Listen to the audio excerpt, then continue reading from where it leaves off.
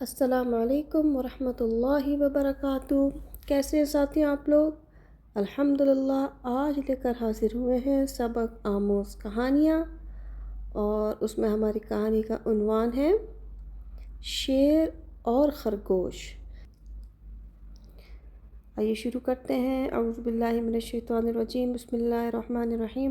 رب اشرح لی صدری ویسر لی امری واحلل عقدۃ من لسانی یفقہوا قولی ربی زدنی علما۔ حکایت بیان کی جاتی ہے کہ ایک گھنے جنگل میں ایک خوفناک شیر رہتا تھا۔ وہ روزانہ کئی جانوروں کا شکار کرتا اور جنگل کے سب جانور اس کے ظلم سے سخت پریشان تھے۔ آخر کار سب جانور اکٹھے ہوئے اور انہوں نے مشورہ کیا کہ اگر اسی طرح شیر شکار کرتا رہا تو جلد ہی جنگل میں کوئی جانور باقی نہیں بچے گا۔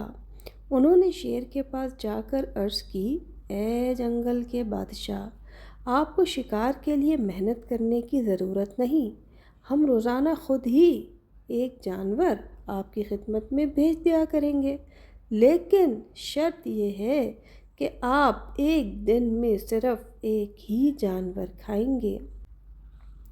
شیر نے کچھ سوچ کر یہ بات مان لی۔ چند دن یہی چلتا رہا۔ پھر ایک دن خرگوش کی باری آئی۔ خرگوش چھوٹا سا اور کمزور تھا، لیکن بہت عقل مند تھا۔ وہ جان بوجھ کر دیر سے شیر کے پاس پہنچا۔ شیر غصے سے دھاڑا، اتنی دیر کیوں لگا دی؟ خرگوش نے نہایت ادب سے جواب دیا، حضور میں اکیلا نہیں آ رہا تھا، میرے ساتھ ایک اور خرگوش بھی تھا، لیکن راستے میں ایک اور شیر نے ہمیں روک لیا۔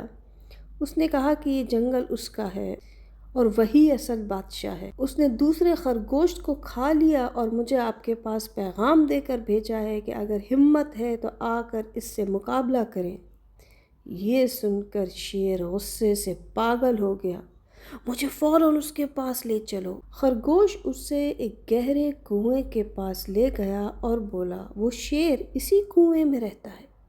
شیر نے کنویں میں جھانکا تو اسے پانی میں اپنی ہی پرچھائی نظر آئی۔ اس نے سمجھا کہ واقعی کوئی دوسرا شیر ہے۔ غصے میں آ کر وہ زور سے دھاڑا اور کنویں میں کود گیا اور یوں وہ ہلاک ہو گیا۔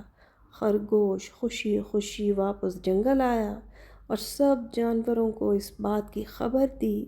سب نے سکھ کا سانس لیا اور خرگوش کی عقل و دانائی کی تعریف کی۔ کسی دانا کا قول ہے، طاقت سب کچھ نہیں ہوتی، عقل، حکمت اور صبر اکثر بڑی سے بڑی قوت کو بھی شکست دے سکتے ہیں۔ جی ساتھی، امید کرتی ہوں آج کی کہانی اچھی لگی ہوگی۔ اگلی آنے والی نئی کہانی تک کے لیے مجھے اجازت دیجیے۔ اپنا خیال رکھیے گا۔ سبحانک اللہم و بحمدک، اشہد ان لا الہ الا انت، استغفرک و اتوب الیک۔ السلام علیکم ورحمۃ اللہ وبرکاتہ۔